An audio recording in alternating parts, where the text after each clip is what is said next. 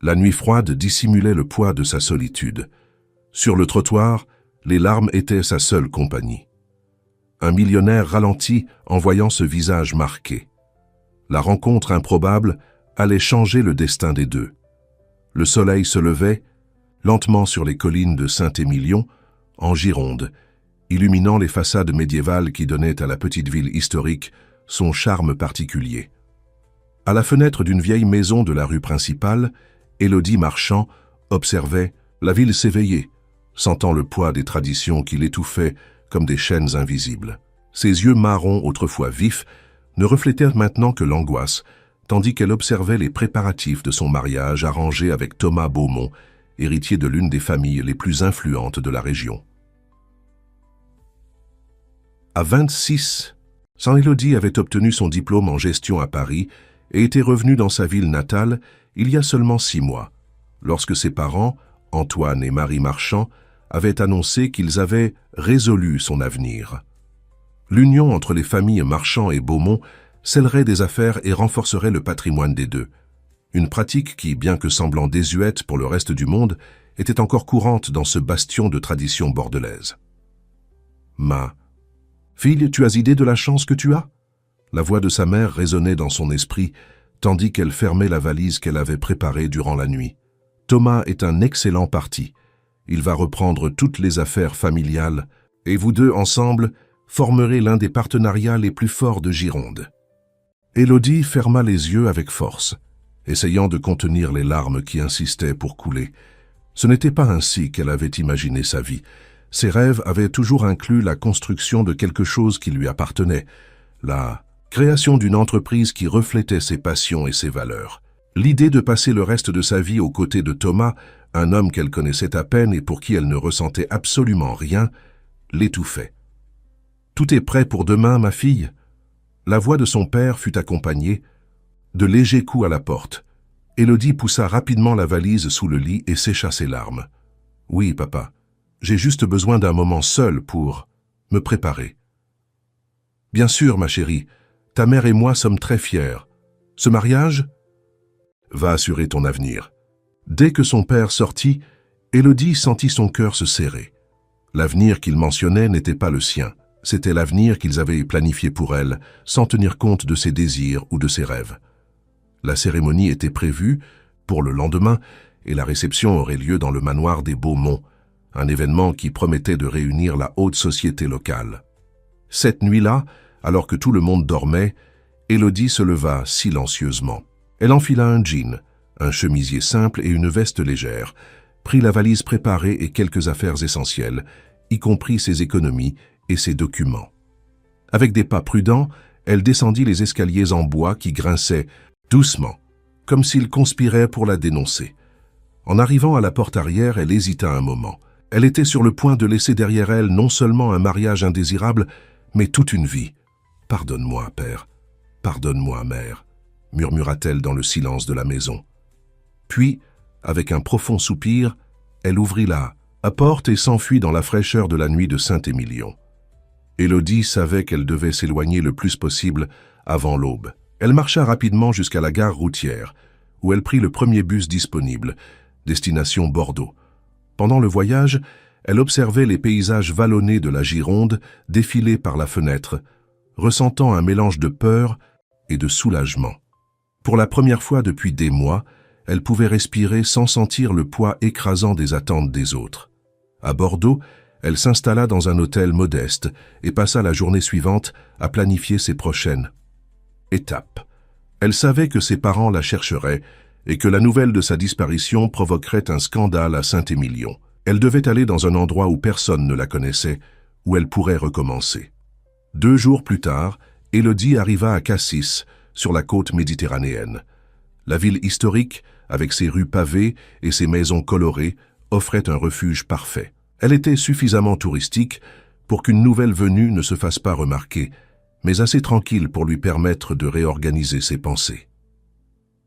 Durant sa première semaine dans la ville, elle loua une petite chambre dans une pension discrète et commença à chercher du travail. Ses qualifications en gestion pourraient être utiles dans un établissement local, pensa-t-elle.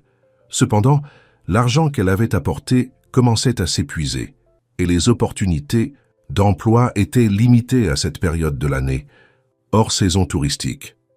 Un après-midi particulièrement difficile, après avoir reçu une réponse négative de plus dans sa recherche d'emploi, Élodie marchait dans la partie la plus éloignée de la ville, où les constructions médiévales cèdent la place à des propriétés plus récentes et isolées. C'est alors qu'elle aperçut, au bout d'un chemin de terre qui serpentait entre la végétation luxuriante de la garrigue, les contours d'un imposant manoir. La construction, un mélange d'architecture provençale avec des éléments modernes, était partiellement cachée par des arbres centenaires. Ces hauts murs couverts de lierre et de bougainvilliers conféraient au lieu une aura mystérieuse et en même temps accueillante. Élodie se sentit inexplicablement attirée par cette vision. En s'approchant davantage, elle remarqua que le grand portail en fer forgé était entrouvert. À travers lui, elle pouvait voir un jardin bien entretenu, avec des parterres de fleurs colorées et une fontaine en pierre au centre. Quelque chose dans cet endroit semblait l'appeler, comme s'il offrait exactement le refuge qu'elle recherchait. « Bonjour, il y a quelqu'un » Élodie appela hésitante après avoir franchi le portail. Il n'y eut pas de réponse. Poussée par une curiosité qu'elle ne pouvait pas expliquer, elle traversa le jardin jusqu'à l'entrée principale du manoir. La porte en bois massif, sculptée de motifs floraux, était également déverrouillée. Élodie savait qu'elle ne devrait pas entrer, mais quelque chose la poussait à avancer, comme si cette maison gardait la réponse à ses doutes.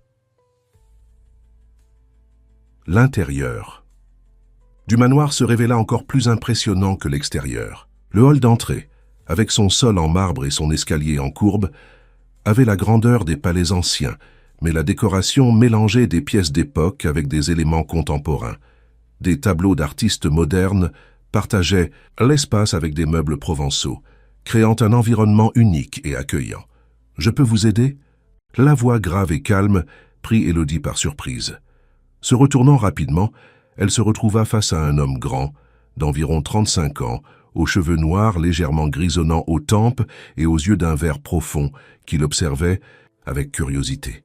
Il portait des vêtements simples, un pantalon en lin et une chemise blanche aux manches retroussées, mais son allure et sa posture révélaient une élégance naturelle. « Je suis désolé, » balbutia Élodie, sentant son visage rougir. Le portail était ouvert et vous avez décidé d'entrer dans une propriété privée sans y être invité, compléta-t-il avec un léger sourire qui adoucissait la sévérité des mots. C'était une erreur, je m'en vais, dit-elle, se tournant vers la porte. Attendez, demanda l'homme, son ton maintenant plus doux. Vous semblez perdu. Élodie hésita, incertaine de ce qu'elle devait dire. Elle était en effet perdue dans plus de sens qu'elle ne pouvait l'expliquer. « Je m'appelle Laurent Dupont », se présenta-t-il, tendant la main. « Et ceci est ma maison. »« Élodie Marchand », répondit-elle, serrant la main tendue. La poignée était ferme, mais il y avait une douceur inattendue dans ce contact. « Eh bien, Élodie Marchand, peut-être pourriez-vous m'expliquer ce qui vous amène chez moi pendant que nous prenons un café ? Madame Moreau vient de préparer une fournée de madeleine que vous ne voudrez pas manquer. » Le naturel avec lequel Laurent l'invitait à entrer, au lieu de la chasser, déconcerta Élodie. Son instinct lui disait de s'enfuir en courant, mais quelque chose dans les yeux de cet homme, une compréhension silencieuse peut-être, la fit accepter l'invitation d'un signe de tête timide. Il la conduisit le long d'un couloir spacieux jusqu'à une cuisine qui mêlait éléments rustiques et modernes. Une femme d'âge moyen, aux cheveux grisonnants attachés en chignon et portant un tablier à fleurs, arrangeait un plateau avec des madeleines dorées et fumantes. « Madame Moreau, voici Élodie. Elle va nous accompagner pour le café », annonça Laurent. La gouvernante examina Élodie de haut en bas avec une curiosité mal dissimulée, mais sourit avec chaleur. « Soyez la bienvenue, mademoiselle. Asseyez-vous. Voulez-vous un café bien fort ou préférez-vous un thé ?»« Un café, s'il vous plaît, » répondit Élodie, s'asseyant à la table en bois massif qui occupait le centre de la cuisine. Pendant que Madame Moreau servait les boissons, Laurent observait attentivement Élodie. Il y avait quelque chose de familier dans son regard perdu, dans la tension de ses épaules, comme si elle portait un poids invisible. « Alors, commença-t-il, après que la gouvernante soit sortie, qu'est-ce qui amène une jeune femme comme vous à envahir ma propriété un mercredi après-midi ? Élodie mordit dans une madeleine pour gagner du temps. Comment pourrait-elle expliquer sa situation à un parfait inconnu? D'un autre côté, c'était peut-être exactement ce dont elle avait besoin. Quelqu'un sans lien avec son passé, sans jugement préconçu. « Je cherche un endroit où rester, dit-elle finalement. Temporairement. Je viens d'arriver à Cassis et je suis à la recherche d'un emploi. » Laurent but une gorgée de café, ses yeux ne quittant jamais les siens. « Et que faisiez-vous avant d'arriver ici ?»« J'ai fait des études de gestion. Je travaillais avec mon père à Saint-Émilion. »« Saint-Émilion, une ville charmante. Je l'ai visitée plusieurs fois. Qu'est-ce qui vous a fait partir ?» La question était simple, mais Élodie sentit comme s'il pouvait voir à travers ses évasions. Elle respira profondément. « J'étais sur le point de me marier, avec quelqu'un que mes parents avaient choisi, pas moi. Un mariage arrangé, croyez-le, ou non, en plein XXIe siècle. » Laurent ne montra pas de surprise, il se contenta d'acquiescer légèrement. Les traditions ont des racines profondes dans certaines familles françaises, surtout dans ces régions. Alors vous vous êtes enfui. Ce n'était pas une question, mais une constatation. Oui, admit Élodie, ressentant un soulagement inattendu, de le dire à haute voix. Je me suis enfui la veille du mariage. J'ai laissé toute une vie derrière moi parce que je ne supportais pas l'idée de passer le reste de mes jours à vivre les rêves de quelqu'un d'autre. Un silence s'installa entre eux, interrompu seulement par le tintement des tasses. Laurent semblait absorber ses paroles, les pondérant soigneusement. « Vous devez me trouver stupide, » continua Élodie, fixant sa tasse de café. « Tout abandonné à cause de votre liberté ?» compléta-t-il avec un sourire compréhensif. « Non, je ne vous trouve pas stupide. En fait, je vous trouve courageuse. Tout le monde n'a pas le courage de rompre avec les attentes des autres pour suivre son propre chemin. » Il y avait quelque chose dans la façon dont il avait dit cela qui fit lever les yeux à Élodie, curieuse. Il semblait y avoir une expérience personnelle derrière ces mots. « Vous dites que vous cherchez un endroit où rester, » continua Laurent. « Cette maison a plus de chambres que je n'en ai besoin. Vous pouvez rester ici pendant que vous vous établissez à Cassis. » L'offre prit Élodie complètement au dépourvu. « Je ne peux pas accepter cela. Vous ne me connaissez même pas. Je pourrais être une criminelle ou une jeune femme effrayée fuyant un mariage non désiré. » Il sourit à nouveau. « J'ai un bon instinct pour les gens, Élodie. De plus, Madame Moreau se plaint toujours que cette maison est trop grande pour une seule personne. Elle serait heureuse d'avoir quelqu'un d'autre que moi pour qui cuisiner. Mais je n'ai pas les moyens de payer un loyer convenable pour un endroit comme celui-ci. » Qui a parlé de loyer? Laurent se leva, ramassant les tasses vides. « Considérez cela comme un échange. Vous avez dit que vous êtes diplômé en gestion. J'ai besoin de quelqu'un pour organiser certains projets. Mon bureau est un chaos de papiers et de tableurs obsolètes. » Élodie l'observa avec méfiance. Cela semblait trop beau pour être vrai. « Pourquoi faites-vous cela pour moi ?» Laurent s'arrêta un moment, son regard distant, comme s'il voyait quelque chose au-delà des murs de la cuisine. « Disons que je comprends bien ce que c'est de se sentir prisonnier d'attentes qui ne sont pas les siennes. Je n'ai pas toujours eu le courage que vous avez démontré en quittant Saint-Émilion. » Avant qu'Élodie puisse en demander davantage, Madame Moreau revint dans la cuisine. « La chambre bleue est prête pour la demoiselle, Monsieur Laurent. J'ai mis des serviettes propres et préparé la salle de bain. »« Merci, Madame Moreau. » Il se tourna vers Élodie. « Il semble que ce soit décidé alors, à moins que vous ne préfériez retourner à votre pension. » Élodie savait qu'elle devrait refuser. Elle savait qu'il n'était pas prudent d'accepter l'hospitalité d'un étranger, aussi gentil qu'il paraisse. Mais quelque chose dans cet endroit, dans cet homme, inspirait une confiance qu'elle ne pouvait pas expliquer. « J'accepte, » dit-elle finalement, « et je promets de travailler dur pour compenser votre générosité. »« J'en suis certain, » répondit Laurent avec un léger sourire. « Madame Moreau va vous montrer votre chambre. Demain, nous parlerons des projets sur lesquels vous pourrez m'aider. » Suivant la gouvernante dans l'escalier en courbe, Élodie ne put s'empêcher d'admirer la beauté du manoir. Les couloirs étaient décorés d'œuvres d'art, pas seulement des peintures traditionnelles, mais aussi des pièces contemporaines d'artistes français. Il y avait une harmonie surprenante dans la façon dont l'ancien et le nouveau se mélangeaient. La chambre bleue, comme on l'appelait, se révéla être une pièce spacieuse avec de grandes fenêtres donnant sur le jardin et, au loin, sur la haie, Mère de Cassis. La décoration, dans des tons de bleu et de blanc, rappelait les maisons provençales, mais avec des touches modernes qui rendaient l'ambiance accueillante. Monsieur Laurent reçoit rarement des visites, commenta Madame Moreau tout en montrant à Élodie où se trouvaient les serviettes et les couvertures supplémentaires. Ça fait du bien de voir des nouveaux visages dans cette maison. Il vit ici seul, demanda Élodie curieuse. Depuis presque 5 ans, confirma la gouvernante, depuis qu'il est revenu de l'étranger. Un homme bon, mais qui garde beaucoup de choses ici dedans. Elle toucha sa propre poitrine, à la hauteur du cœur. Si vous avez besoin de quelque chose, ma chambre est au bout du couloir. Et ne vous inquiétez pas, vous êtes en sécurité ici. Quand Madame Moreau sortit, Élodie s'assit au bord du lit moelleux, essayant de comprendre le revirement que sa vie avait pris. Il y a quelques jours, elle était sur le point de se marier à Saint-Émilion, prisonnière d'une vie que d'autres avaient planifiée pour elle. Maintenant, elle était hébergée dans le manoir d'un inconnu à Cassis, avec la promesse d'un nouveau départ. Elle se leva et marcha jusqu'à la fenêtre. Le soleil commençait à se coucher, teintant le ciel de nuances orangées qui se reflétaient dans les eaux calmes de la baie. En bas, dans le jardin, elle vit Laurent marchant seul, les mains dans les poches, apparemment perdu dans ses pensées. Il y avait une solitude dans sa silhouette qui éveilla la curiosité d'Élodie. Qui était Laurent Dupont? Qu'est-ce qui l'avait conduit à vivre isolé dans ce manoir? Et pourquoi avait-il tendu la main à une inconnue avec tant de facilité? Tandis qu'elle observait cet homme énigmatique, Élodie sentit que, d'une certaine façon, leur destin s'était croisé pour une raison.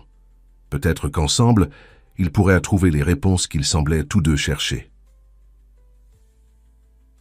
Le lendemain matin, Élodie se réveilla au son doux des vagues et à l'arôme du café frais.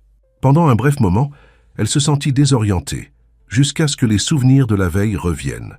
La fuite de Saint-Émilion, l'arrivée à Cassis, la rencontre inattendue avec Laurent Dupont et son offre surprenante. Elle se leva et ouvrit les rideaux. La journée était magnifique, avec le soleil brillant sur la baie de Cassis. De cette fenêtre, elle pouvait voir les îles verdoyantes qui parsemaient la mer bleue turquoise, une vue qui coûterait certainement une fortune dans n'importe quelle pension de la région. Après une douche rapide, elle s'habilla simplement, jean t-shirt blanc et ballerine, et descendit à la cuisine, suivant l'arôme invitant du café. Elle trouva Madame Moreau préparant le petit déjeuner, fredonnant une vieille chanson provençale. « Bonjour, ma petite. Vous avez bien dormi ?» La gouvernante sourit chaleureusement, plaçant une tasse fumante sur la table.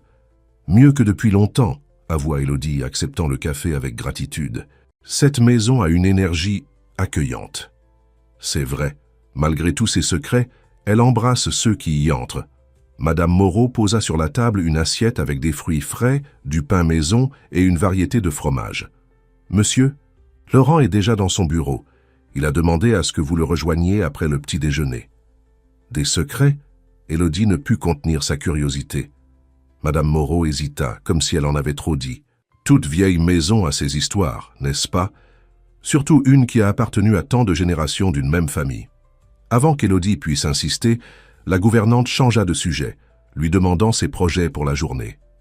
La jeune femme se contenta de répondre qu'elle allait mieux connaître le travail que Laurent avait pour elle, mais son esprit bouillonnait de questions. Après le petit déjeuner, elle suivit les indications de Madame Moreau jusqu'au bureau au rez-de-chaussée du manoir. C'était une salle spacieuse, avec des étagères de livres du sol au plafond sur 3 des murs. De grandes fenêtres françaises sur le 4e mur donnaient sur un patio intérieur avec une petite fontaine. Au centre de la pièce, un bureau en bois sombre était rempli de papiers, de dossiers et d'un ordinateur portable ouvert. Laurent était debout devant l'une des étagères, consultant un gros livre relié en cuir. En entendant Élodie entrer, il se retourna avec un sourire. « Bonjour, j'espère que vous avez bien dormi. »« Très bien, merci. » Élodie regarda autour d'elle, impressionnée par la quantité de livres. « Votre bibliothèque est incroyable. »« Une passion héritée de mon grand-père, » expliqua-t-il, remettant le livre sur l'étagère. « Il a commencé cette collection dans les années 40, quand il a construit la maison.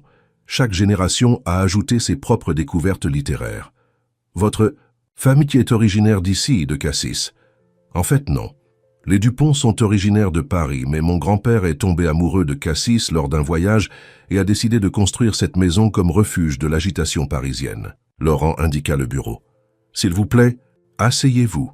J'ai quelque chose à vous montrer. » Élodie s'installa dans le fauteuil en cuir, tandis que Laurent ouvrait plusieurs dossiers sur la table. Comme je l'ai mentionné hier, j'ai besoin d'aide pour organiser certains projets. Il montra des tableurs, des rapports financiers et divers documents. J'ai une fondation que je gère à distance, mais ces derniers mois, les choses sont devenues désorganisées. « Quel genre de fondation ?» demanda Élodie, examinant les documents avec un intérêt professionnel.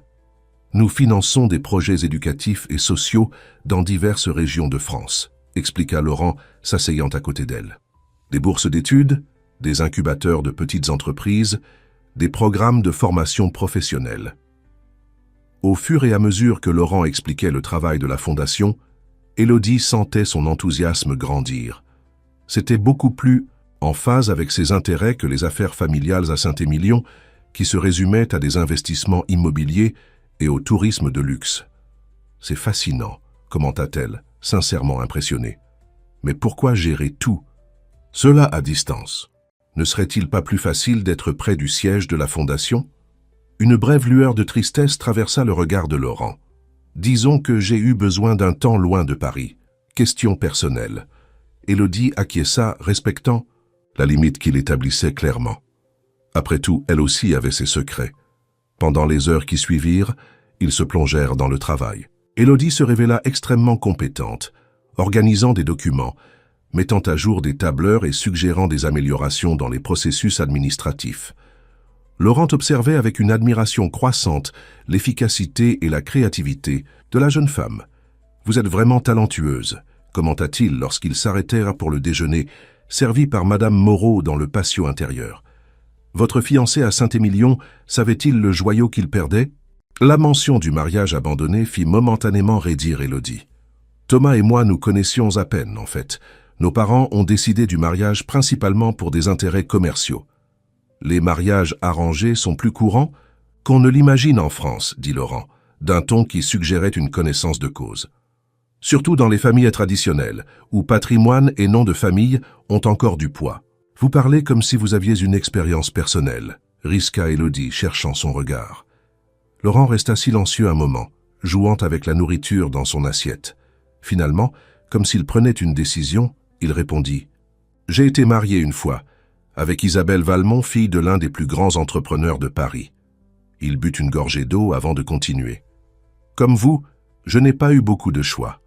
L'union des entreprises Dupont et Valmont était le rêve de mon père depuis que j'étais enfant. Et que s'est-il passé ?» demanda doucement Élodie, sentant qu'elle avait touché une blessure encore ouverte.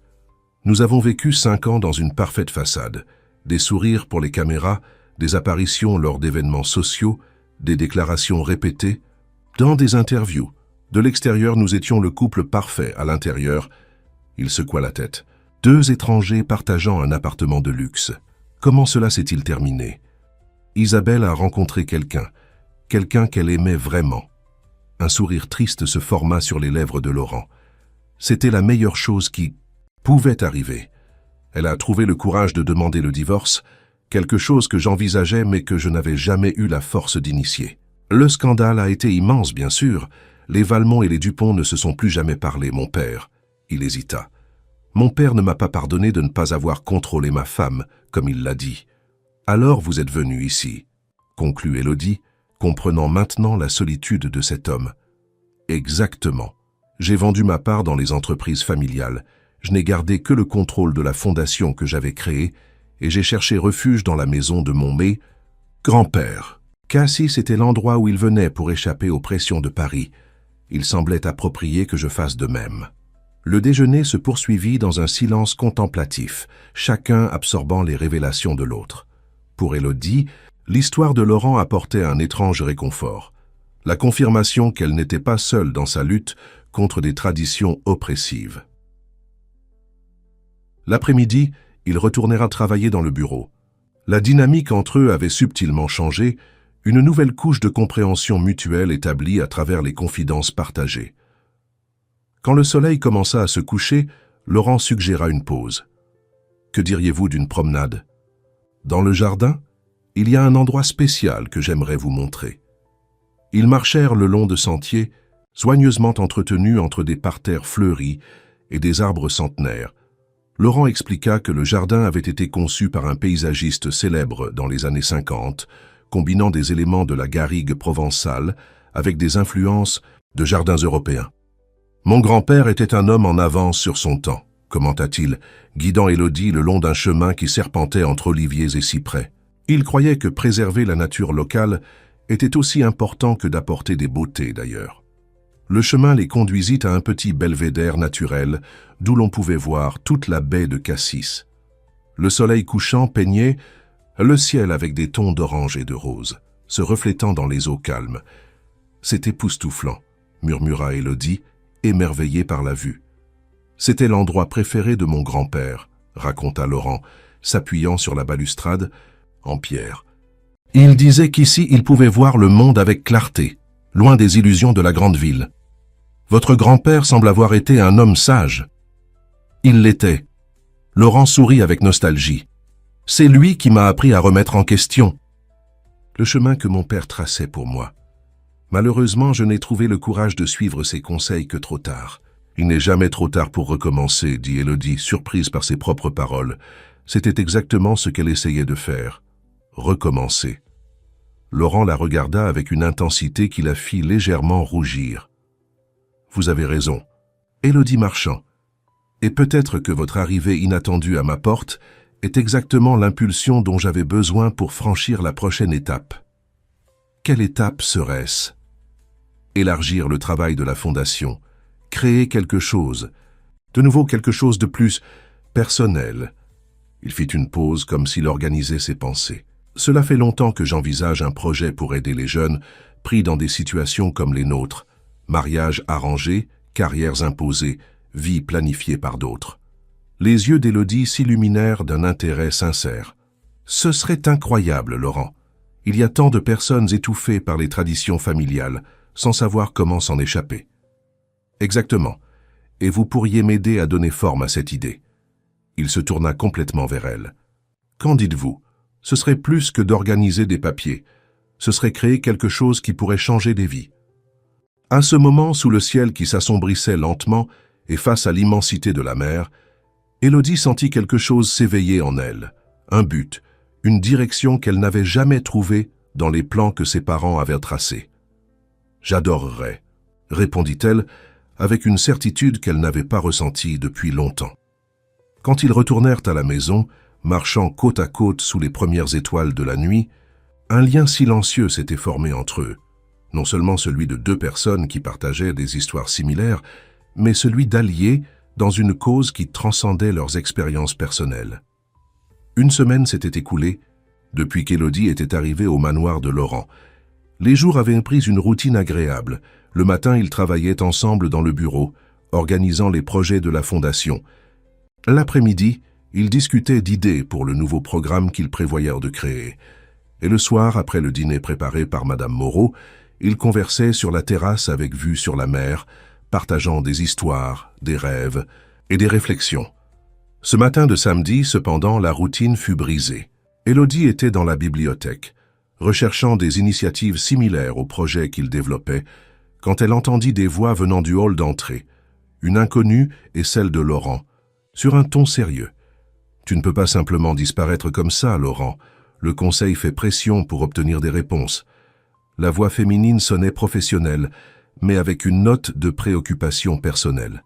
« Je n'ai pas disparu. Sophie, je suis exactement là où j'ai dit que je serais, travaillant à distance comme je l'ai toujours fait.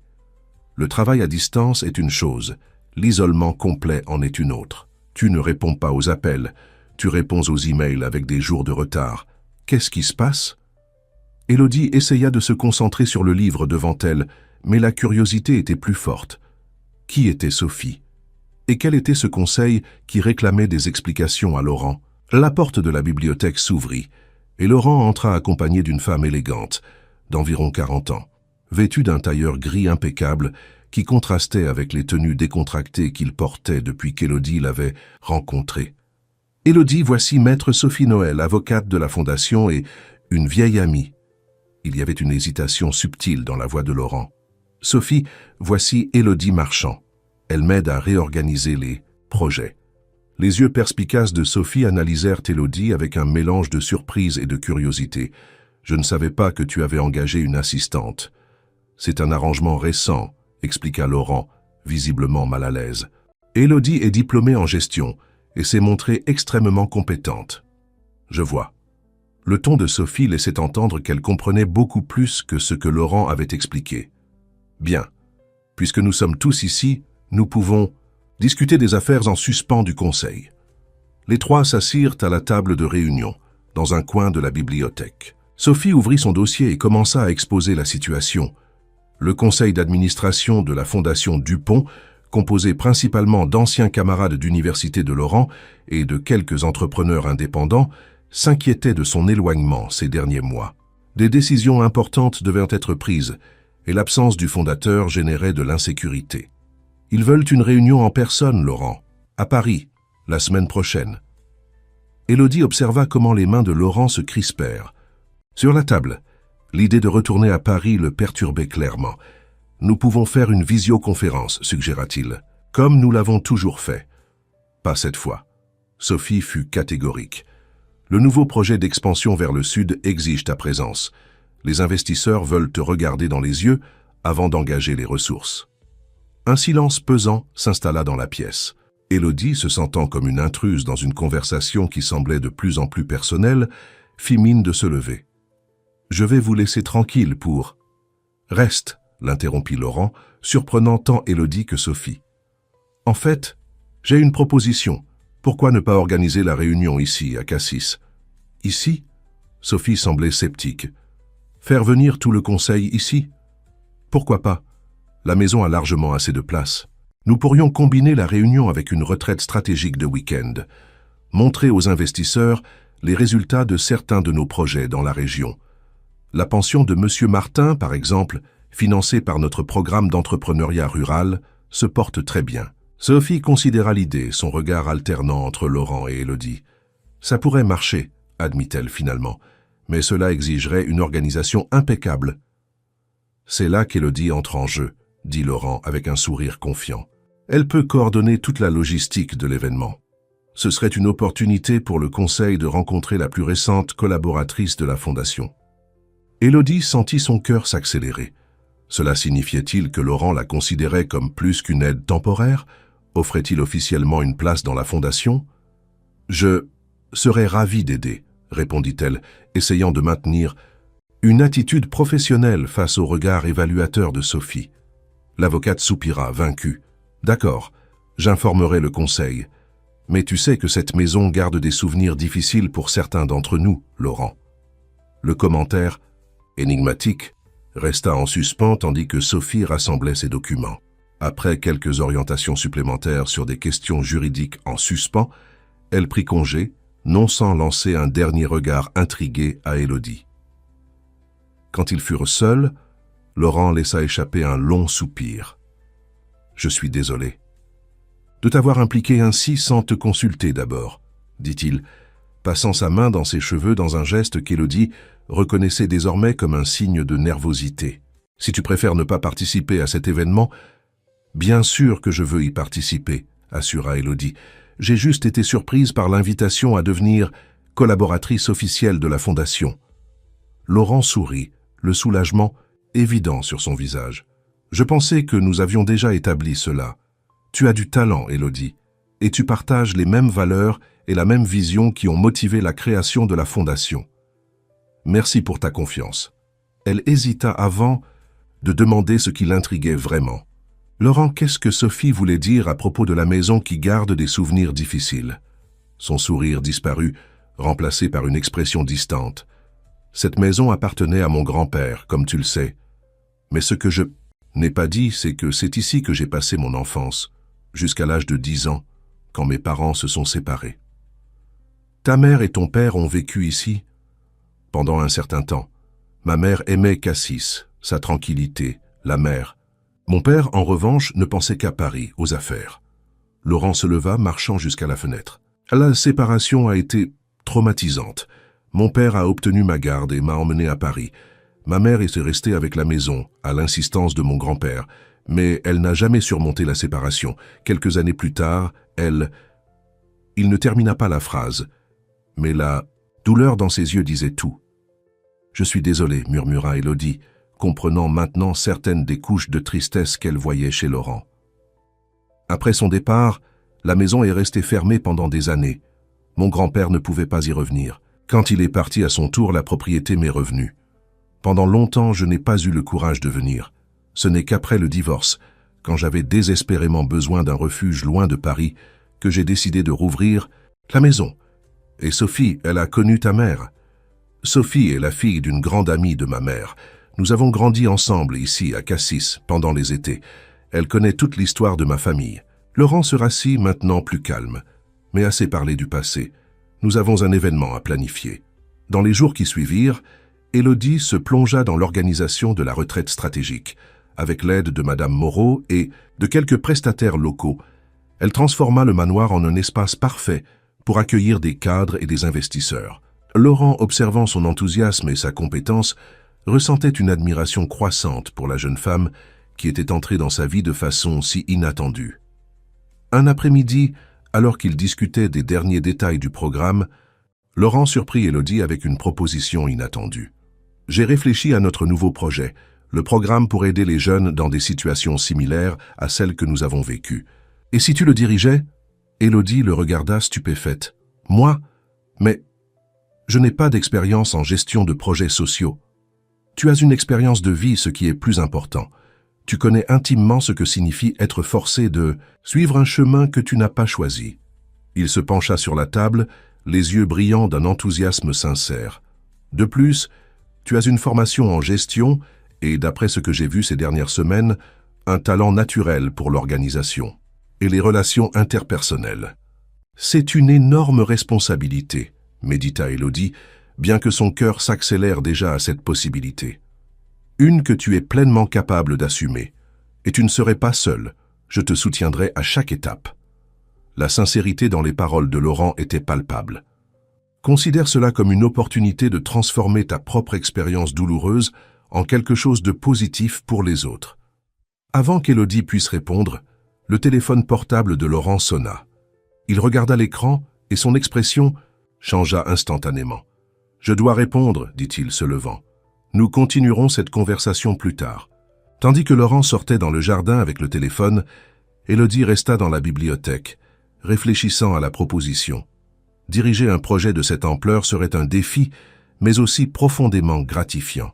C'était l'occasion de donner un sens à la souffrance qu'elle avait vécue, de transformer sa fuite en un chemin de libération pour d'autres. À travers la fenêtre, elle observa Laurent marchant dans le jardin tout en parlant au téléphone, son langage corporel tendu. Qui pourrait être l'interlocuteur qui provoquait une telle réaction? Encore un secret du passé de Laurent qu'elle ne connaissait pas encore. À ce moment, comme si elle répondait à ses pensées, Madame Moreau entra dans la bibliothèque, portant un plateau avec du café. « J'ai apporté un petit café pour vous deux, mais je vois que Monsieur Laurent est sorti. »« Il prend un appel téléphonique, » expliqua Élodie, acceptant une tasse. « Madame Moreau, puis-je vous poser une question personnelle ?» La gouvernante acquiesça, s'asseyant à la table, avec une familiarité qui révélait des années de service auprès de cette famille. Que s'est-il réellement passé avec la mère de Laurent? Il a mentionné quelque chose, mais n'est pas entré dans les détails. Le visage de Madame Moreau prit une expression solennelle. Madame Claire était une femme extraordinaire, gentille, créative, pleine de vie. Mais après la séparation, quand Monsieur Dupont a emmené le petit Laurent, elle n'a plus jamais été la même. La tristesse l'a consumée peu à peu, comme une maladie. Elle est partie à cause de cette tristesse? D'une certaine manière, oui. Madame Moreau baissa la voix bien qu'elle soit seule. Certains disent que c'était un accident cette nuit-là sur la plage, mais ceux qui la connaissaient savaient qu'elle était déjà partie intérieurement bien avant. Élodie sentit un frisson parcourir son échine. L'histoire de Laurent était encore plus tragique qu'elle ne l'avait imaginé. « C'est pourquoi je m'inquiète tant pour lui », continua la gouvernante. « Quand il est arrivé ici après le divorce, J'ai vu le même regard vide que sa mère avait. Mais dernièrement, un sourire chaleureux illumina son visage. Depuis votre arrivée, ma petite, j'ai revu de la vie dans ses yeux. Avant qu'Élodie puisse pleinement comprendre ce que ces paroles signifiaient, Laurent revint dans la bibliothèque, le visage pâle et l'expression troublée. « Quelque chose s'est passé ?» demanda Élodie, inquiète. « C'était mon avocat, répondit-il, d'une voix contrôlée. Il semble que nous ayons une complication. Ta famille te cherche, Élodie, et ils ont engagé un détective privé. » Le sang d'Élodie se glaça dans ses veines. Sa famille la cherchait. Les mots résonnèrent dans son esprit comme une alarme lointaine, ramenant la peur qu'elle avait ressentie en fuyant Saint-Émilion. « Comment ton avocat a-t-il su cela ?» demanda-t-elle, essayant de garder son sang-froid. « Philippe a des contacts dans divers secteurs, » expliqua Laurent s'asseyant lourdement sur la chaise en face d'elle. Un de ses amis, commissaire en Gironde, a mentionné un cas de disparition d'une jeune femme d'une famille influente de Saint-Émilion. Quand il a mentionné le nom Marchand, Philippe a fait le lien. Madame Moreau, percevant la gravité de la situation, se retira discrètement de la bibliothèque, non sans lancer un regard inquiet à Élodie. « Que font-ils exactement pour me trouver ?» La voix d'Élodie tremblait légèrement. « D'après ce que Philippe m'a dit, tes parents ont déposé un avis de recherche et engagé un détective privé. L'homme est déjà allé à Bordeaux et suit maintenant des pistes à Marseille. » Laurent hésita.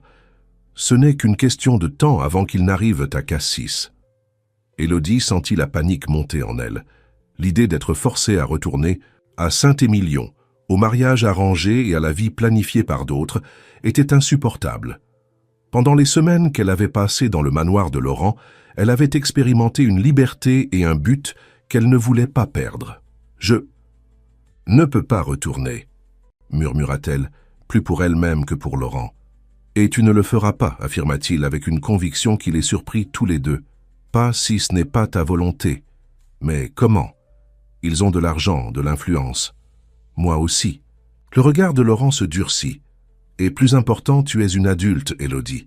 Tu n'as commis aucun crime en quittant la maison. Tu as tout à fait le droit de vivre où et comme tu le souhaites. » La détermination de Laurent apporta un étrange réconfort à Élodie. C'était rassurant de savoir qu'elle n'était pas seule. « Que suggères-tu alors ? D'abord, nous devons comprendre les véritables intentions de ta famille. Et pour cela, j'ai une proposition. » Laurent prit une profonde inspiration. « Et si tu prenais contact avec eux, selon tes conditions, bien sûr, un appel téléphonique peut-être, pour découvrir ce qu'ils veulent vraiment. » La suggestion prit Élodie par surprise. À aucun moment depuis sa fuite n'avait-elle envisagé de contacter ses parents. La rancœur et la peur étaient des barrières puissantes. « Je ne sais pas si je suis prête pour ça, » admit-elle. « Je comprends parfaitement. Mais pense-y, affronter tes peurs peut être le premier pas vers une véritable libération. » Les yeux de Laurent cherchèrent les siens. « De plus, si tu décides de leur parler, tu pourras leur faire comprendre que tu vas bien et que ta décision de partir était consciente. Cela pourrait t'aider à calmer les choses. » Élodie réfléchit aux paroles de Laurent. Il y avait une vérité là-dedans. Fuir avait été nécessaire à ce moment-là, mais peut-être que maintenant, renforcée par son expérience au manoir et par le soutien de Laurent, elle pourrait affronter sa famille d'égal à égal. « J'y réfléchirai, » promit-elle. En attendant, continuons les préparatifs pour la retraite du conseil. Le travail est toujours un bon antidote aux préoccupations. Laurent sourit, essayant d'alléger la tension. Et n'oublie pas ma proposition concernant la direction du nouveau projet de la Fondation.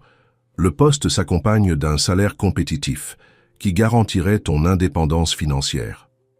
Ce soir-là, après le dîner, Élodie se retira tôt dans sa chambre. Elle avait besoin d'organiser ses pensées.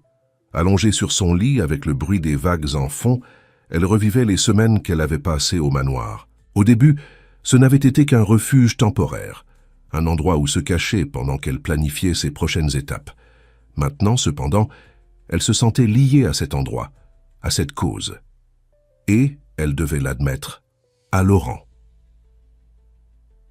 Ce n'était pas seulement de la gratitude qu'elle ressentait pour l'homme qui l'avait accueillie. Il y avait une compréhension mutuelle, une harmonie qui allait au-delà des expériences similaires qu'ils avaient vécues. Dans les moments qu'ils passaient ensemble, travaillant dans le bureau, se promenant dans le jardin, conversant sur la terrasse. Élodie se sentait véritablement vue et entendue, peut-être pour la première fois de sa vie. Ses pensées furent interrompues par un léger coup à la porte. « Je peux entrer ?» La voix de Laurent se fit entendre de l'autre. « Côté, bien sûr, » répondit-elle, s'asseyant sur le lit. Laurent entra, portant une vieille boîte en bois sculpté. « J'ai trouvé quelque chose qui pourrait t'intéresser. » Il s'assit à côté d'elle et ouvrit la boîte, révélant des dizaines de vieilles photographies et de documents. « Johnny, qu'est-ce que c'est ?» demanda Élodie, curieuse. « L'histoire de la fondation Dupont. » Laurent prit une photo en noir et blanc qui montrait un homme d'âge moyen à côté d'une jeune et belle femme, tous deux souriant devant ce qui semblait être la construction initiale du manoir. « Mon grand-père, François Dupont, et ma grand-mère, Marianne. » Élodie examina la photo avec intérêt. L'homme avait la même allure élégante que Laurent, le même regard pénétrant. « Mon grand-père a fondé la première version de la fondation en 1960, » continua Laurent, montrant d'anciens « documents ». Initialement, elle était axée sur la préservation environnementale de la région de Cassis. Avec le temps, elle s'est étendue à des projets éducatifs, puis au soutien aux entrepreneurs locaux. « Pourquoi me montres-tu cela maintenant ?»« Parce que je veux que tu comprennes l'héritage que nous construisons ensemble. » Laurent prit une autre photographie, plus récente, qui montrait un groupe de jeunes devant une petite boutique. Ce fut l'une des premières entreprises financées par la fondation après que j'en ai pris le contrôle. Une coopérative d'artisans à La Ciotat, village proche d'ici. Tandis qu'il racontait les histoires derrière chaque projet, Élodie percevait combien la fondation comptait pour Laurent. Ce n'était pas seulement une organisation philanthropique, c'était une façon d'honorer l'héritage de son grand-père et en même temps de construire quelque chose qui reflétait ses propres valeurs. « Mais il y a quelque chose que je ne t'ai pas encore dit, » dit-il, après un moment d'hésitation. Il sortit de la boîte une coupure de journal jauni, datée de 1978. Le titre disait « L'homme d'affaires François Dupont finance la fuite d'un jeune couple ». Élodie lut l'article avec une fascination croissante. Selon le texte, François Dupont avait aidé un jeune couple d'amoureux à fuir leur famille, qui s'opposait à leur relation. L'homme d'affaires n'avait pas seulement financé la fuite, mais aussi garanti un emploi et un logement pour les jeunes dans une autre ville. Mon grand-père avait une vision très particulière de la liberté et de l'amour, expliqua Laurent. Il croyait que personne ne devrait être forcé de vivre selon les attentes des autres, surtout en ce qui concerne les relations. Il l'a fait plusieurs fois ? Beaucoup, bien que la plupart des cas n'aient jamais fait la une des journaux. Laurent sourit avec nostalgie. C'était un secret de famille. Ma grand-mère l'aidait, coordonnant un réseau de contacts qui offrait du soutien aux couples en fuite. Ils appelaient cela « Opération Roméo et Juliette », mais avec des fins heureuses, bien sûr. Élodie ne put s'empêcher de rire. Ton grand-père était un romantique révolutionnaire. Il avait l'habitude de dire qu'il avait dû faire face à l'opposition pour épouser ma grand-mère, qui venait d'une famille beaucoup plus modeste que la sienne. C'est peut-être pour cela qu'il s'identifiait tant à ces histoires. Et qu'est-il arrivé à ce projet ? Le sourire de Laurent s'évanouit. Quand mon père a repris les affaires de la famille, après le départ de mon grand-père, il a mis fin à toutes ces initiatives. Il les considérait comme du sentimentalisme inutile qui nuisait à la réputation des Dupont. Et maintenant, tu veux le reprendre, conclut Élodie, comprenant enfin la profondeur du projet qu'il avait proposé. Exactement, mais de façon plus structurée, plus étendue. Pas seulement pour les jeunes couples, mais pour toute personne prise dans des situations familiales oppressives. Mariage arrangé, carrières imposées, attentes étouffantes. Les yeux de Laurent brillaient de passion. Et je veux que tu diriges cette renaissance, Élodie. Non seulement pour ton expérience personnelle, mais parce que je vois en toi la même flamme que mon grand-père avait. Cette conviction inébranlable que chacun mérite d'écrire sa propre histoire. Élodie se sentit profondément touchée. La confiance que Laurent plaçait en elle allait au-delà de toute reconnaissance professionnelle qu'elle avait jamais reçue. « J'accepte, » dit-elle, avec une certitude qui venait du fond de son âme. « Et je crois savoir par où commencer. » Le lendemain matin, après une nuit de réflexion, Élodie prit une décision. Elle trouva Laurent dans le bureau, concentré sur quelques documents. « J'ai décidé d'appeler mes parents, » annonça-t-elle, avec détermination dans la voix. « Tu as raison. Je dois affronter mes peurs, clarifier ma position. C'est la première étape pour vraiment aller de l'avant. » Laurent acquiesça, approuvant la décision. « Veux-tu de l'intimité pour cela ?»« Si. Fais, je préfère que tu restes. Ta présence me donne de la force. » Le cœur battant, Élodie prit son téléphone portable et composa le numéro de la maison à Saint-Émilion. Après quelques sonneries, elle entendit la voix de sa mère, tremblante et pleine d'espoir. « Allô ? Maman, c'est moi, Élodie. » Un soupir audible vint de l'autre côté de la ligne, suivi d'un appel. « Antoine, c'est elle, c'est Élodie. » Bientôt, la voix de son père se joignit à la conversation. « Élodie, ma fille, où es-tu? Nous sommes désespérés. » La préoccupation sincère dans la voix de ses parents la prit par surprise. Elle s'attendait à de la colère, de l'indignation, pas à ce soulagement palpable. « Je vais bien, papa. Je suis en sécurité. Mais je ne peux pas revenir à Saint-Émilion, pas pour le mariage avec Thomas. » « Le mariage ?» Sa mère semblait confuse. « Ma fille, nous avons tout annulé le lendemain de ton départ. Thomas lui-même l'a suggéré. Il a dit qu'il ne voulait pas d'un mariage forcé, qu'il n'avait accepté l'idée que sur l'insistance. » De son père. Cette révélation laissa Élodie momentanément sans voix. Elle n'avait jamais imaginé que Thomas pourrait partager ses sentiments sur l'union arrangée. « Nous voulons juste savoir si tu vas bien, ma fille, » continua son père. « Si tu as besoin de quoi que ce soit, argent, documents, je vais... » « Bien, papa. Vraiment.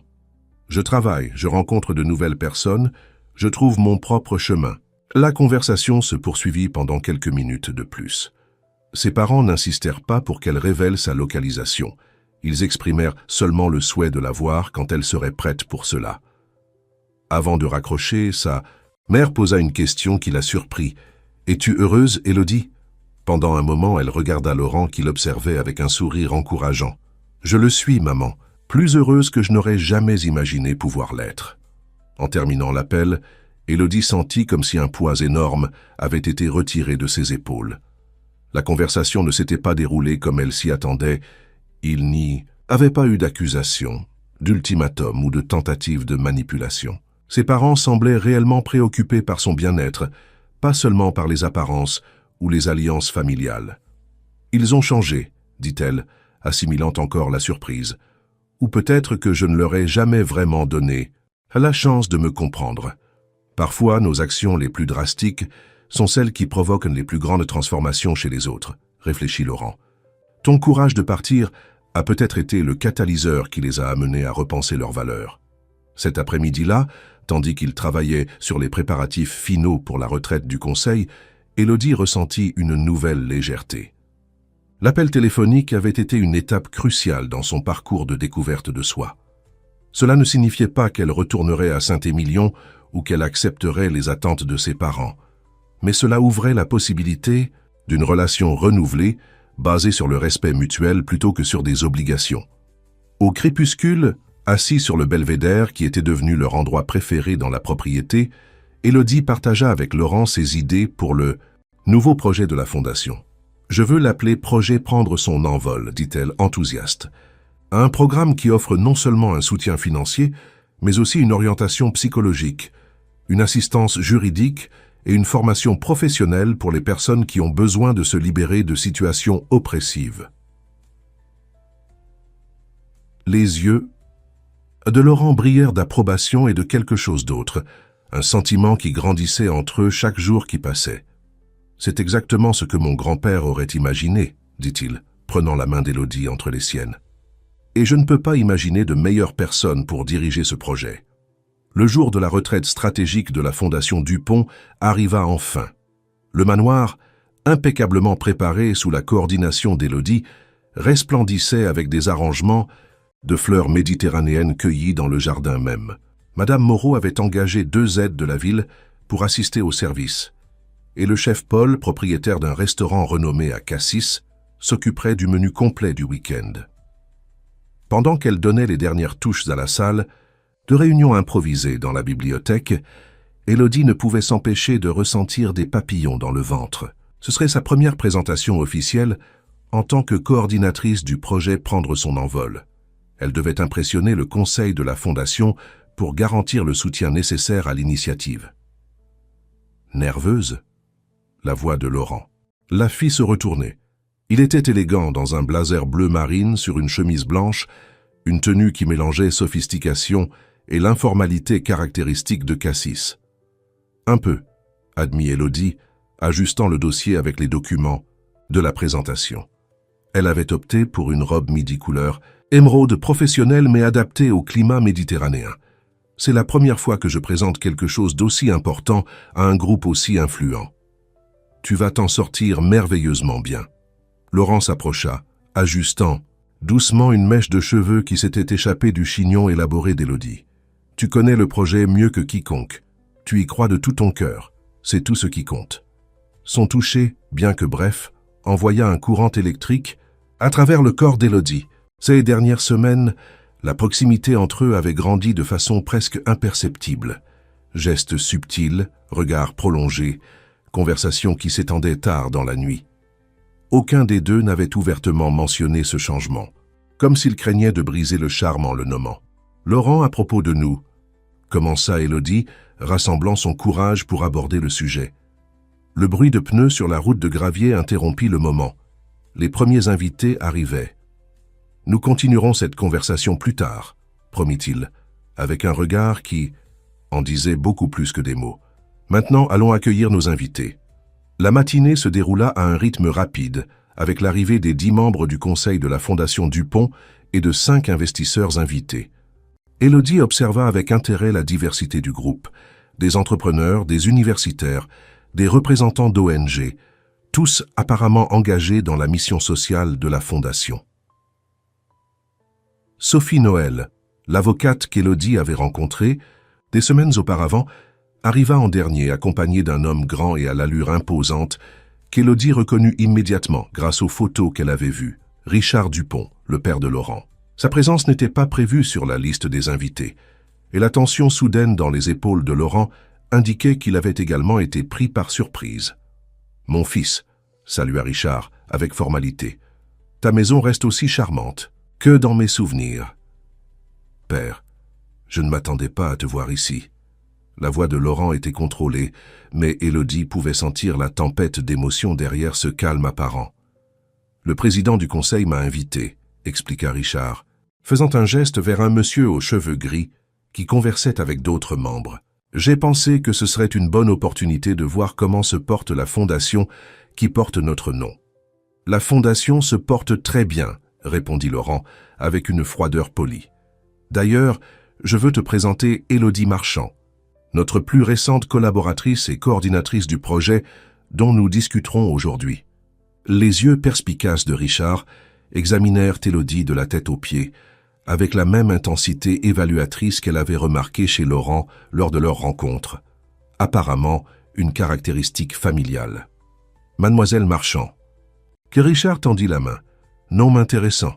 Famille de Gironde, si je ne me trompe pas. »« De Saint-Émilion, » confirma Élodie, gardant son sang-froid. « Vous connaissez ma famille ? » « Je connais beaucoup de familles traditionnelles françaises.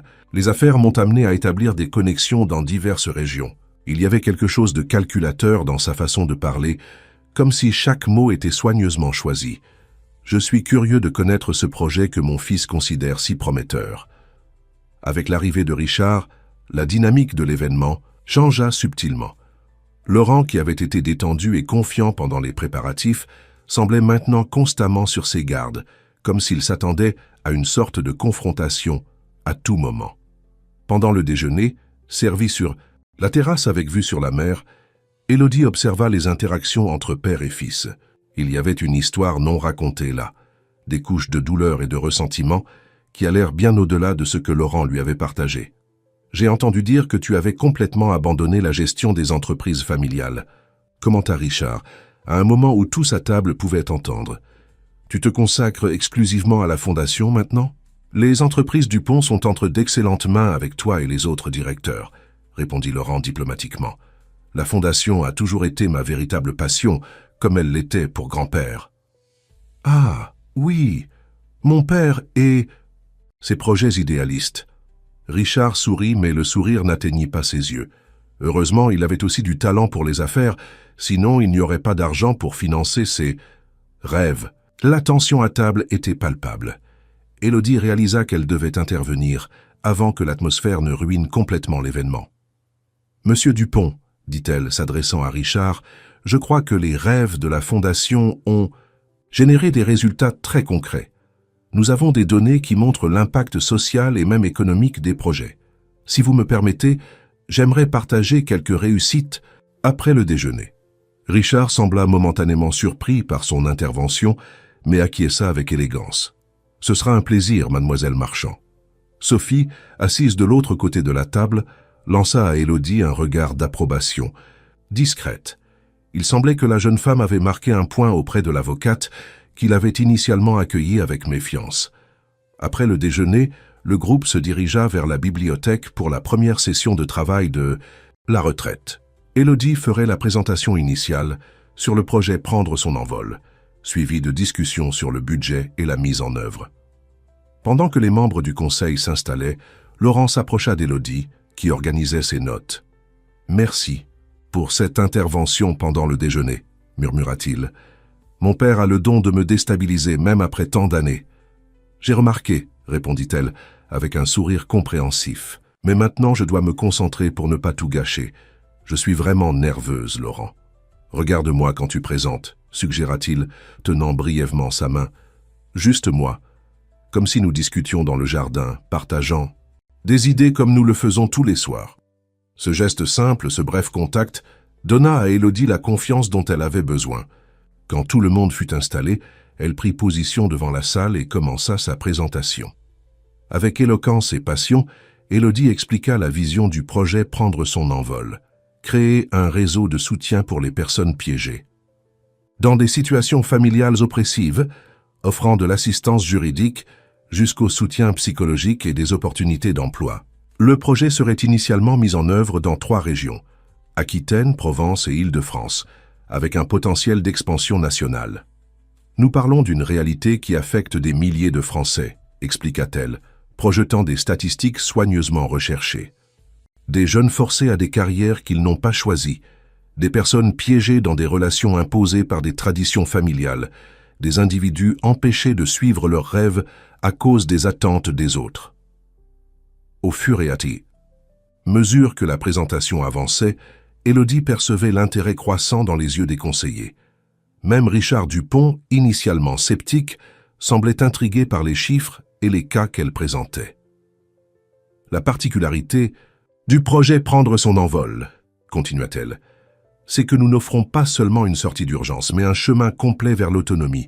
Nous ne voulons pas créer de dépendance, mais une véritable liberté. Quand elle termina sa présentation, un silence momentané s'empara de la salle, bientôt remplacé par des applaudissements enthousiastes. Plusieurs conseillers levèrent la main, impatients de poser des questions et d'offrir des suggestions. « Impressionnant, mademoiselle Marchand », commenta le président du conseil, un professeur d'université à la retraite. « Votre approche est à la fois humaine et pragmatique, exactement l'équilibre que la Fondation Dupont a toujours recherché. » Pendant près de 2 heures, Élodie répondit aux questions, nota des suggestions et débattit d'aspects spécifiques du projet. Laurent intervenait occasionnellement, complétant les informations ou clarifiant des questions techniques, mais il était évident pour tous que le projet Prendre son envol était, avant tout, une création d'Élodie. À la fin de la session, quand les conseillers se retirèrent pour une courte pause avant le dîner, Richard Dupont resta dans la bibliothèque, observant Élodie ranger ses documents. « Vous me rappelez quelqu'un, savez-vous » dit-il, s'approchant. « Qui » demanda Élodie, curieuse malgré la prudence qu'elle ressentait à l'égard du patriarche des Dupont. « Ma défunte épouse, Claire, elle avait cette même passion ardente, cette même conviction qu'elle pouvait changer le monde. » Il y avait une note de nostalgie dans la voix de Richard, une vulnérabilité qu'Élodie n'attendait pas. C'est cette passion qui m'a attiré vers elle initialement, et aussi ce qui nous a finalement séparés. Comment cela ? Richard soupira, regardant par la fenêtre le jardin qui commençait à être illuminé par le coucher du soleil. J'étais obsédé par les affaires, par l'expansion des entreprises Dupont. Claire voulait une vie plus simple, plus orientée vers les causes sociales. Elle aimait cette maison, la tranquillité de Cassis. Je ne pensais qu'à Paris, à conquérir de nouveaux marchés. La sincérité inattendue de Richard prit Élodie par surprise. C'était comme si, dans cet environnement, loin des gratte-ciels de Paris et du monde des affaires, il pouvait enfin baisser sa garde. Quand nous nous sommes séparés, j'ai lutté pour la garde de Laurent non seulement par orgueil blessé, comme tout le monde le pensait, mais parce que je craignais que mon fils ne grandisse avec les mêmes idéaux irréalistes de Claire et de mon père. Richard laissa échapper un rire sec, sans humour. Ironique, n'est-ce pas? À la fin, même sous mon influence directe, il a suivi exactement leur chemin. Peut-être parce que ce chemin était dans son cœur depuis le début, suggéra doucement. Élodie. Certaines choses ne peuvent pas être imposées ou évitées, monsieur Dupont. Elles font partie de notre essence. Richard la regarda longuement, comme s'il voyait au-delà de la jeune femme devant lui, percevant des échos du passé. Vous et mon fils, il y a quelque chose entre vous, n'est-ce pas? La question directe fit légèrement rougir Élodie. Nous apprenons à nous connaître. Faites attention, avertit Richard sans hostilité, mais avec une gravité pénétrante. Les hommes Dupont ont le don de tomber amoureux de femmes qui les défient, qui les font remettre en question tout ce qu'ils pensaient savoir. Cela peut être transformateur ou dévastateur.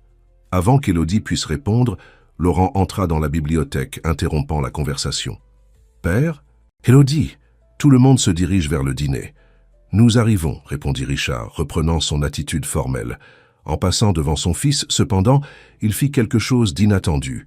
Il posa sa main sur son épaule, dans un geste presque affectueux. « Ton ami a fait une présentation extraordinaire. Grand-père aurait été fier. » Le dîner se déroula dans une atmosphère beaucoup plus légère que le déjeuner. Le chef Paul avait préparé des plats régionaux raffinés et le vin sélectionné par Laurent complétait parfaitement le repas. Les conversations coulaient avec animation autour de la table, avec des discussions sur les divers projets de la Fondation et des plans pour l'avenir. Assise entre Laurent et Sophie, Élodie se sentait étrangement chez elle, comme si cela avait toujours été sa place. L'avocate, qui l'avait initialement traitée avec méfiance, conversait maintenant amicalement, partageant des histoires des premiers jours de la Fondation. Laurent a toujours été têtu quant à ses idéaux, commenta Sophie avec un sourire affectueux pour son ami. Même quand il travaillait dans les entreprises de son père, il trouvait des moyens d'incorporer des projets sociaux dans les initiatives corporatives. Grâce à ton aide juridique, rappela Laurent, sans toi, créant des structures juridiques créatives, la moitié de ces projets auraient été rejetés par le Conseil. En observant l'interaction entre eux, Élodie percevait la profondeur de l'amitié qui les unissait.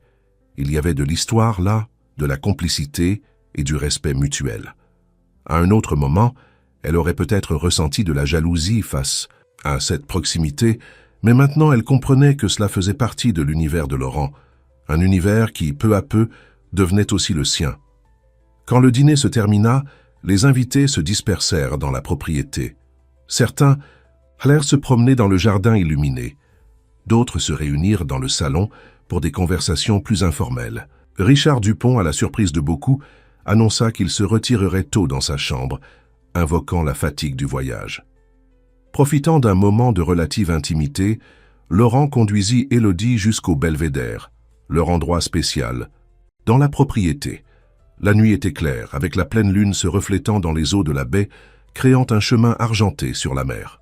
« Tu as été incroyable aujourd'hui, » dit-il, la regardant avec admiration. « Tu as conquis tout le conseil.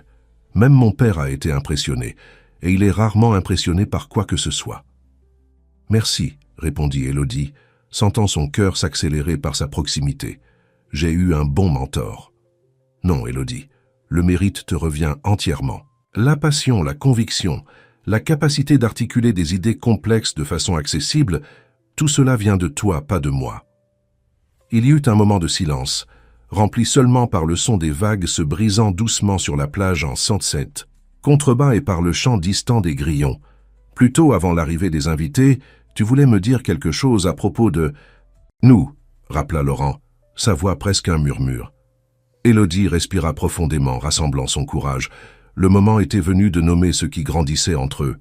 Laurent, ces semaines dans ta maison, travaillant à tes côtés, connaissant ton histoire, ont changé ma vie de façon que je n'aurais jamais imaginé possible. Elle se tourna pour le regarder directement. Quand j'ai fui Saint-Émilion, j'échappais à un avenir que d'autres avaient planifié pour moi. Je n'avais aucune idée de ce que je trouverais. Je ne m'attendais certainement pas à trouver l'amour, compléta-t-il avec une douceur qui contrastait avec l'intensité de son regard. Le mot flotta entre eux, chargé de possibilités et de promesses. Oui, admit Élodie, ressentant un immense soulagement de finalement le dire à haute voix. Je t'aime, Laurent, et cela m'effraie terriblement. Pourquoi? Parce que je viens tout juste d'échapper à une relation imposée, à des attentes extérieures. J'ai peur de plonger dans quelque chose de nouveau avant de vraiment me trouver, de définir qui je suis indépendamment de toute personne. Laurent acquiesça compréhensif. Je comprends ta peur, j'ai aussi les miennes. Après l'échec de mon mariage, je me suis juré de ne plus jamais permettre aux sentiments de brouiller mon jugement. Il prit ses mains entre les siennes, un geste qui était devenu familier et réconfortant pour tous les deux. Mais je pense que c'est exactement pour cela que ce que nous ressentons est différent, spécial, continua-t-il. Nous ne nous sommes pas rencontrés par des arrangements familiaux ou des convenances sociales. Nous nous sommes trouvés au moment exact où nous cherchions tous deux la liberté et un but. Et nous avons découvert que nous pouvions avoir les deux ensemble. Avant qu'Élodie puisse répondre, un bruit de pas précipité interrompit le moment. C'était Madame Moreau, essoufflée par la montée jusqu'au belvédère. « Monsieur Laurent, Mademoiselle Élodie, nous avons des visiteurs, inattendus. »« Plus d'invités pour la retraite ?» demanda Laurent, confus. « Non, monsieur, ce sont les parents de Mademoiselle Élodie. Ils viennent d'arriver, et ils semblent très déterminés à la voir. » Le cœur d'Élodie s'emballa. Ses parents étaient arrivés au manoir, malgré la récente conversation téléphonique qui avait suggéré un changement d'attitude. Elle ne pouvait éviter la peur qui la consumait. Et si tout n'était qu'une stratégie pour la faire revenir à Saint-Émilion? Ils... Comment nous ont-ils trouvés? Demanda-t-elle, la bouche sèche. Un détective privé, probablement, répondit Laurent, tenant fermement sa main. Ou peut-être mon père. Il a mentionné connaître ta famille pendant notre conversation dans la bibliothèque. Élodie ressentit une vague de panique. Richard Dupont serait-il capable d'une telle trahison? Ses parents et le patriarche des Dupont auraient-ils planifié tout cela ensemble? Je dois les affronter, dit-elle, essayant de contrôler le tremblement dans sa voix. Je dois leur faire comprendre clairement que je ne retournerai pas à cette vie, peu importe ce qu'ils disent. Tu n'es pas seul, assura Laurent. Je serai à tes côtés si tu le souhaites. Je le veux, répondit-elle avec gratitude. Beaucoup. Ils descendirent du belvédère en suivant Madame Moreau, qui semblait aussi nerveuse qu'Élodie. Dans le hall d'entrée, ils trouvèrent Antoine et Marie Marchand, visiblement mal à l'aise au milieu de l'élégance discrète du manoir. Ils étaient habillés formellement comme s'ils venaient directement d'un engagement social à Saint-Émilion. Élodie. Marie courut pour embrasser sa fille dès qu'elle la vit. À la surprise d'Élodie, il y avait des larmes sincères dans les yeux de sa mère. « Dieu merci, tu vas bien ?»« Je vais bien, maman, » répondit-elle, rendant l'étreinte avec hésitation. Comme je l'ai dit au téléphone. Antoine Marchand resta plus réservé, mais son regard révélait un mélange complexe de soulagement et d'inquiétude. « Ma fille, nous devons parler, en privé, si possible. »« Ce que vous voulez me dire peut être dit devant Laurent, » affirma Élodie, tenant le bras de son hôte dans un geste instinctif de recherche de soutien. Il m'a accueilli quand j'en avais le plus besoin, m'a donné un toit, un travail, un but. Marie regarda Laurent avec une expression difficile à déchiffrer, gratitude mêlée à quelque chose proche de la jalousie maternelle. « Allons dans la bibliothèque, » suggéra Laurent, sentant la tension dans l'air. « Nous serons plus à l'aise, et les invités de la retraite sont tous au salon ou dans le jardin. » Dans la bibliothèque, Madame Moreau servit du café avant de se retirer discrètement. Antoine fut le premier à briser le silence gênant qui s'était installé. « Élodie, nous ne sommes pas venus te chercher de force, si c'est ce que tu crains, » commença-t-il avec un calme surprenant. « Ta fuite nous a fait beaucoup réfléchir sur nos actions, sur ce qui compte vraiment. »« Que veux-tu dire, papa ?» Antoine échangea un regard avec Marie, comme s'il cherchait du courage pour continuer. Cela signifie que nous avons réalisé à quel point nous avions tort d'essayer de contrôler ta vie. Le mariage avec Thomas, l'attente que tu reprennes les affaires familiales, tout cela était ce que nous pensions être le mieux pour toi, pas ce que tu voulais vraiment. Pourquoi ce changement soudain ? Demanda Élodie, encore méfiante. Vous avez toujours insisté sur le fait que vous saviez ce qui était le mieux. Pour moi que j'étais trop jeune pour comprendre comment le monde fonctionne. Marie soupira, tenant sa tasse de café avec des mains légèrement tremblantes. Ton départ nous a brisés, ma fille. Littéralement. Ton père a eu une crise d'hypertension la nuit où nous avons découvert ta fuite. Nous avons passé des heures à l'hôpital craignant le pire. Le médecin a dit que c'était du stress accumulé, compléta Antoine. Mais nous connaissons la vérité. C'était la culpabilité. La culpabilité d'avoir poussé notre unique fille loin de nous avec nos exigences et nos attentes. La sincérité dans les paroles de son père toucha profondément Élodie. Pour la première fois, elle voyait de la vulnérabilité chez cet homme qui avait toujours semblé inébranlable, toujours sûr de tout. « Et le mariage avec Thomas ?» demanda-t-elle, assimilant encore les révélations. « Définitivement annulé », confirma Marie. En fait, cela nous a rapprochés de la famille Beaumont d'une manière inattendue. Thomas a avoué qu'il était aussi malheureux de cet arrangement, mais n'avait pas le courage de contrarier son père. Ta fuite lui a donné le courage qui lui manquait. Et le plus surprenant, ajouta Antoine avec un léger sourire, c'est que les affaires entre nos familles n'en ont pas souffert. Au contraire, nous avons établi un partenariat plus solide, basé sur le respect mutuel plutôt que sur des alliances matrimoniales.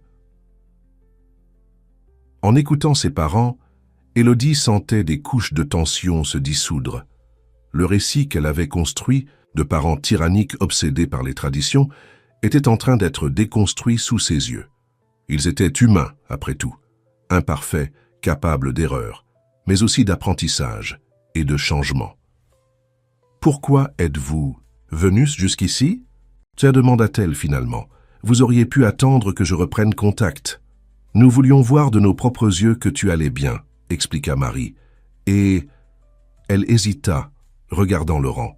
« Quand nous avons découvert avec qui tu étais, nous sommes devenus encore plus anxieux. »« Avec qui j'étais ?» répéta Élodie confuse. « Vous connaissez Laurent ?»« Pas personnellement, » répondit Antoine. « Mais nous connaissons la réputation de la famille Dupont. Et nous avons reçu un appel très intéressant de Richard Dupont ce matin. » Laurent se redressa sur sa chaise, visiblement surpris. « Mon père vous a contacté ?»« Oui, » confirma Antoine. « Il a dit que sa fille était hébergée chez son fils à Cassis, qu'elle avait fait une présentation brillante sur un projet social et qu'il n'avait jamais vu son fils aussi heureux. » Cette révélation prit Laurent complètement au dépourvu. Richard, le même homme qui avait toujours critiqué ses choix, qu'il avait éloigné de sa mère, qui avait priorisé les affaires au-dessus des relations, avait fait cela. « Cela n'a pas de sens, » murmura Laurent. « Mon père n'a jamais... Il a toujours méprisé mes initiatives sociales, mon éloignement du monde des affaires. Peut-être qu'il change tout comme nous, » suggéra Marie avec gentillesse. « Les gens peuvent surprendre, n'est-ce pas ?» Un silence pensif s'empara de la bibliothèque. Élodie regardait alternativement ses parents et Laurent, essayant d'assimiler ce revirement inattendu. « Que voulez-vous de moi maintenant ?» demanda-t-elle finalement. « Nous voulons ton bonheur, ma fille, » répondit Antoine, avec une sincérité impossible à ne pas reconnaître. « Si ton bonheur est ici avec ce travail, avec... » Il regarda significativement Laurent. « Avec les personnes que tu as choisies, alors nous respecterons cela. Mais nous voulons aussi que tu saches que tu auras toujours un foyer à Saint-Émilion, » ajouta Marie les yeux humides. Non pas pour reprendre les anciens plans, mais pour en créer de nouveaux si tu le souhaites. Élodie sentit des larmes chaudes couler sur ses joues.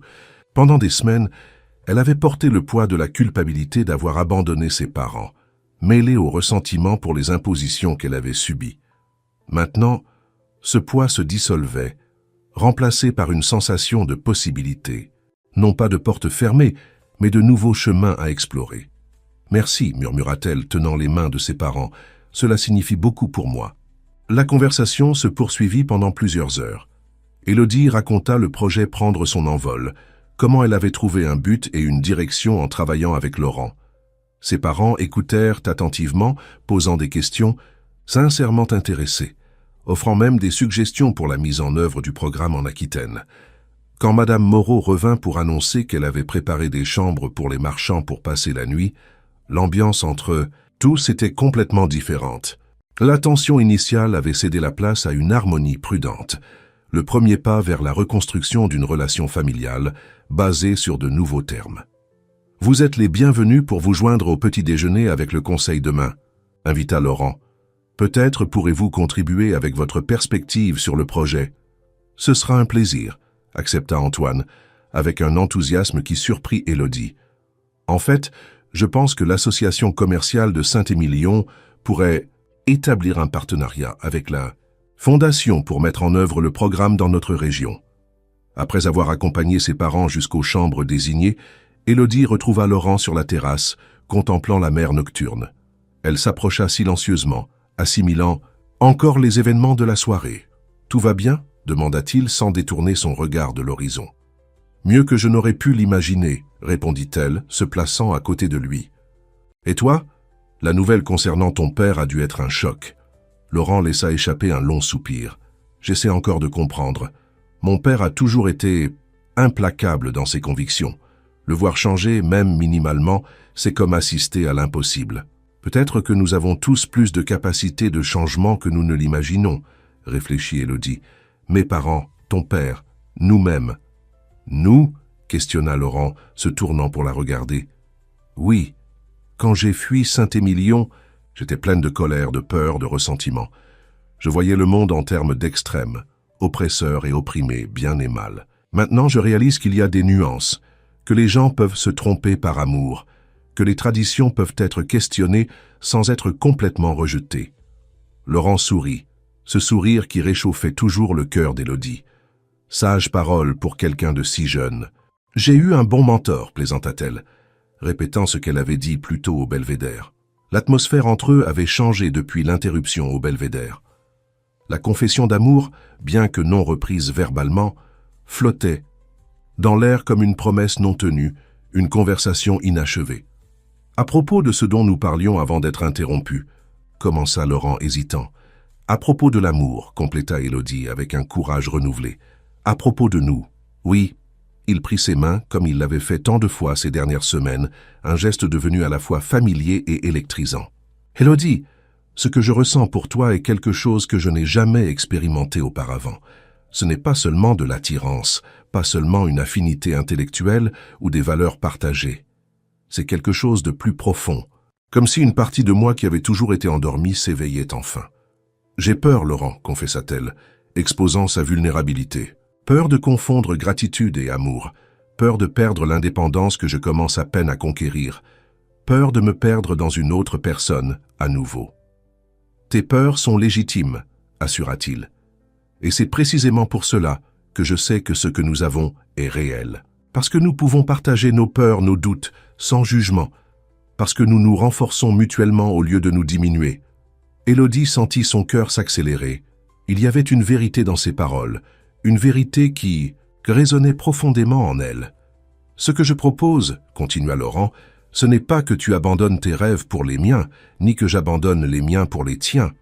Je propose que nous construisions quelque chose ensemble, côte à côte, chacun gardant son individualité, tout en créant quelque chose de plus grand que nous-mêmes. » « Le projet prendre son envol, » murmura Élodie, comprenant la métaphore. « Exactement. Un projet pour nous et pour tous ceux qui, comme nous, cherchent la liberté d'être qui ils sont vraiment. » Sans mots pour exprimer ce qu'elle ressentait, Élodie s'approcha et, pour la première fois, ses lèvres rencontrèrent celles de Laurent dans un baiser doux, une promesse scellée sous le ciel étoilé de cassis. Le lendemain matin, le petit déjeuner, avec le conseil de la Fondation, se déroula dans une atmosphère d'enthousiasme et de productivité. À la surprise d'Élodie, ses parents s'intégrèrent parfaitement aux discussions, offrant des perspectives précieuses sur la mise en œuvre du projet Prendre son envol dans les villes historiques de province. Richard Dupont, qui avait observé avec intérêt l'interaction entre les marchands et son fils, s'approcha d'Élodie pendant une brève pause. « Il semble que tout se soit résolu », commenta-t-il, avec ce même regard pénétrant qui rappelait tant celui de Laurent. « Oui », confirma Élodie. Grâce en partie à votre appel à mes parents. Pourquoi avez-vous fait cela, monsieur Dupont? Richard regarda son fils qui conversait avec animation avec Antoine Marchand de l'autre côté de la pièce. Parce que j'ai vu quelque chose, chez Laurent que je n'avais pas vu depuis longtemps. De la vie, un but, la même lumière que Claire avait dans les yeux. Votre épouse, murmura Élodie, se souvenant de la conversation dans la bibliothèque. Oui. Pendant des années, je l'ai blâmé pour l'échec de notre mariage. J'ai blâmé mon père pour l'avoir rempli d'idées irréalistes. J'ai blâmé tout le monde sauf moi-même. Richard parlait avec une franchise surprenante. Voir Laurent avec vous m'a fait me souvenir de ce que j'ai perdu en choisissant l'orgueil et l'ambition plutôt que l'amour. Il n'est jamais trop tard pour changer, dit Élodie, répétant les paroles qu'elle avait entendues tant de fois ces dernières semaines. Peut-être. Richard sourit, un sourire qui adoucissait les lignes dures de son visage. Peut-être est-ce exactement ce que nous faisons tous ici, n'est-ce pas? Changer, évoluer, trouver de nouveaux chemins.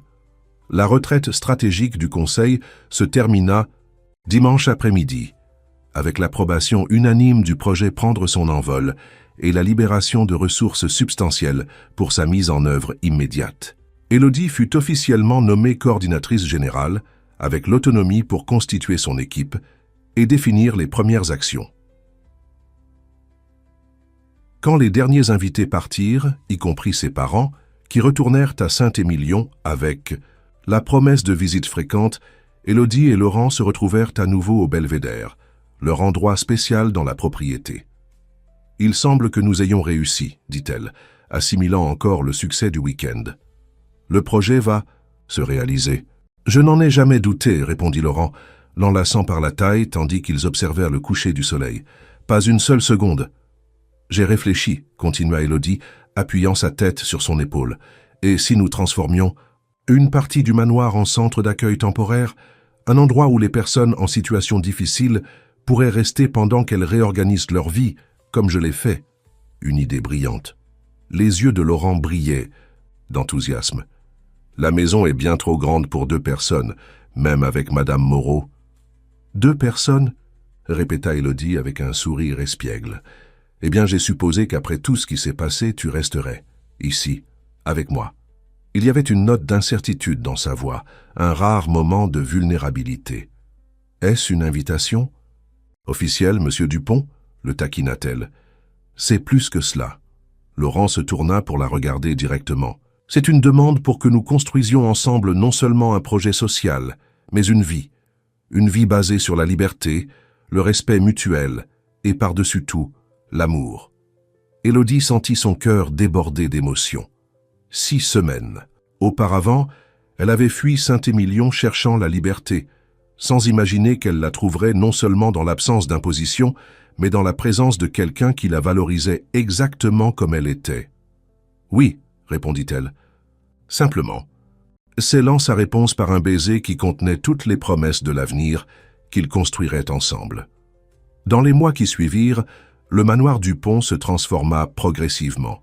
L'étage supérieur resta la résidence de Laurent et Élodie, qui officialisèrent leur union dans une cérémonie intime, tenue dans le jardin, avec seulement la présence des proches, y compris Richard Dupont et les marchands qui, à la surprise de tous, développèrent une amitié sincère. Le rez-de-chaussée fut adapté pour devenir le siège du projet Prendre son envol, avec des bureaux, des salles de conseil psychologique et juridique et un espace de convivialité pour les participants du programme. L'ancienne maison du gardien, rénovée et agrandie, devint une petite pension, où les personnes en situation de vulnérabilité pouvaient séjourner pendant qu'elles reconstruisaient leur vie. Dans sa première année de fonctionnement, le projet aida plus de 50 personnes à échapper à des situations oppressives et à construire de nouveaux chemins. Certains étaient des jeunes fuyant des mariages arrangés, d'autres étaient des professionnels étouffés par les attentes familiales, d'autres encore étaient des personnes cherchant à briser des cycles de dépendance émotionnelle. Chaque histoire était unique, mais toutes partageaient un élément commun, le désir de liberté pour être qui ils étaient vraiment. Par un après-midi particulièrement significatif, alors que le projet fêtait exactement son premier anniversaire, Élodie se trouvait dans le jardin, observant un groupe de participants engagés dans un atelier de développement personnel. D'où elle était, elle pouvait aussi voir le belvédère où elle et Laurent avaient scellé leur engagement, et au-delà, la vaste mer de Cassis, symbole de toutes les possibilités que la vie réservait encore. Laurent s'approcha silencieusement, elle l'enlaçant par derrière. « Heureuse ?» demanda-t-il, appuyant son menton sur son épaule. « Immensément !» répondit Élodie, couvrant ses mains avec les siennes. « Peux-tu croire tout ce qui s'est passé depuis que j'ai envahi ta maison cet après-midi-là ?»« En fait, oui, » dit-il, riant doucement. « D'une certaine façon, j'ai toujours su que tu changerais ma vie au moment où tu as franchi ce portail.